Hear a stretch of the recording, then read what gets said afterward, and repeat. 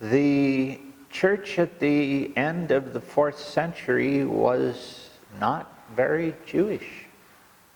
There was a tiny, minuscule percentage of Jewish believers in Jesus. When Rome destroyed Jerusalem in AD 70 and Jews were scattered throughout the Roman Empire, any hope of having a strong Jewish Christianity was, if not shattered, at least seriously injured.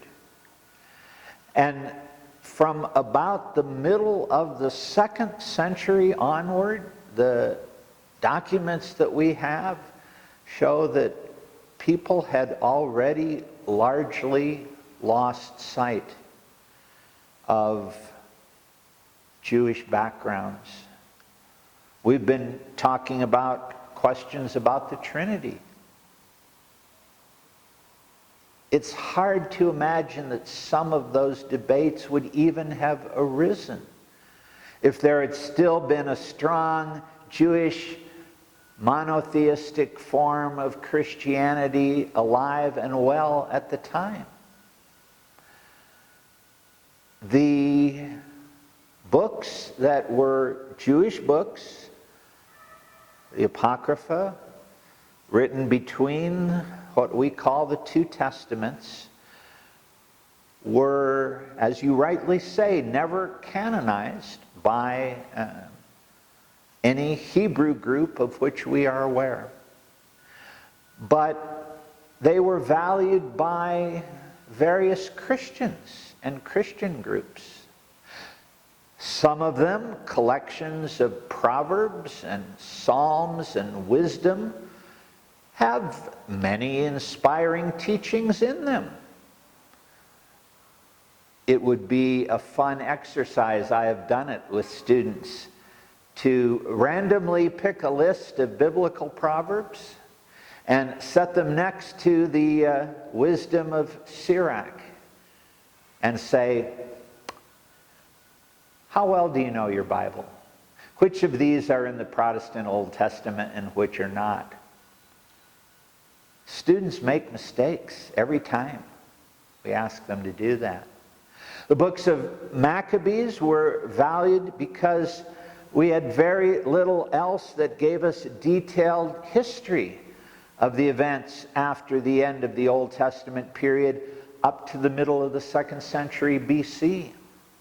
There were novels like Judith and Tobit that, even though they gave clues in their narratives, anachronisms that couldn't be historically true, they were inspiring stories. They were faith-inspiring stories. It's understandable why people came to appreciate them.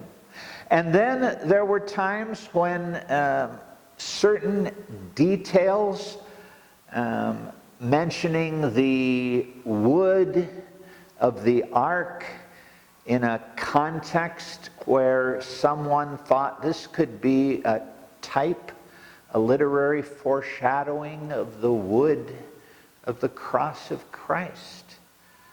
People found precursors to Christian teaching that no Jew would have seen in those writings.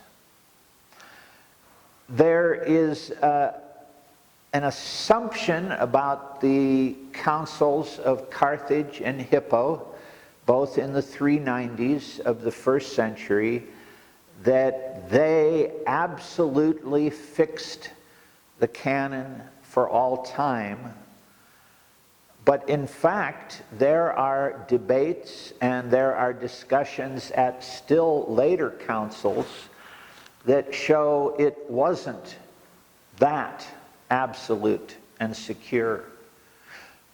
What it seems like they were doing was simply publicly agreeing that here is a group of books that the Church of Jesus Christ in many places in our day and in the days leading up to it, almost entirely influenced by Greek and Roman forms of thinking and not Jewish forms of thinking, have deemed as valuable and read in church and speak about. When Martin Luther began the Protestant Reformation, 1517, nailing the 95 Theses to the door of the Wittenberg Cathedral in Germany,